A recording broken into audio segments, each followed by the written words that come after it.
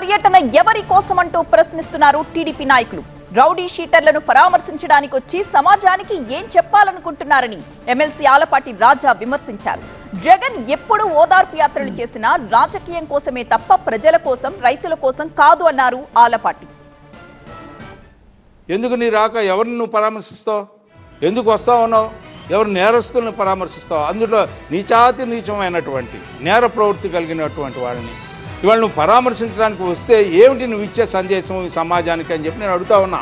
నేను 2-0 వస్తుంది నా సినిమా అని చెబుతున్నావు, ఇదేనా 2-0 అంటే వీళ్ళందరినీ రెడీ చేస్తున్నావా నీ 2-0కి?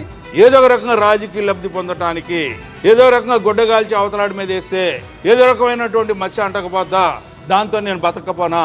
నువ్వు ఏమి చేసినా ఈ ప్రజలు నమ్మరు.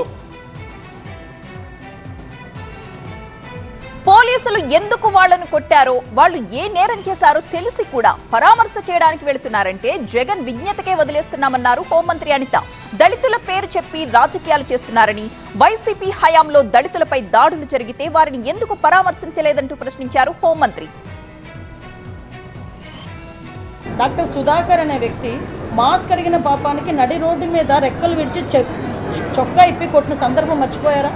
మరి ఆ రోజు ఎందుకు మాట్లాడలేదు జగన్మోహన్ రెడ్డి? రాజమండ్రిలో వరప్రసాద్ అని ఇసుక మాఫియా గురించి మాట్లాడితే పోలీస్ స్టేషన్లో కూర్చొని శిరోముండనం చేస్తే మరి ఆ రోజు ఎందుకు మాట్లాడలేదు? దళిత నాయకుడు ఆ రోజు దళితులు ఎందుకు శిరోముండనం చేశారు అని చెప్పి ఆ రోజు ఎందుకు మాట్లాడలేదు?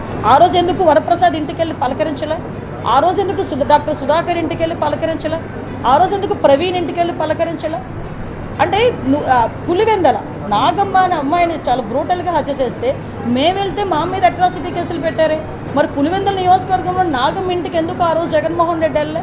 ఈరోజు రాజకీయ లబ్ధి గురించి కులాలని మతాలని రెచ్చగొట్టడానికి మాత్రమే ఈరోజు తప్పు చేసిన వాడి ఇంటికి, అదేవిధంగా గాంజాయి బ్యాచ్ వాళ్ళ ఇంటికి వెళ్తున్నాడంటే అతని బ్యాక్గ్రౌండ్ ఏంటో మనం కూడా ఆలోచించుకోవాలి, ప్రజలు కూడా ఆలోచించుకోవాలి.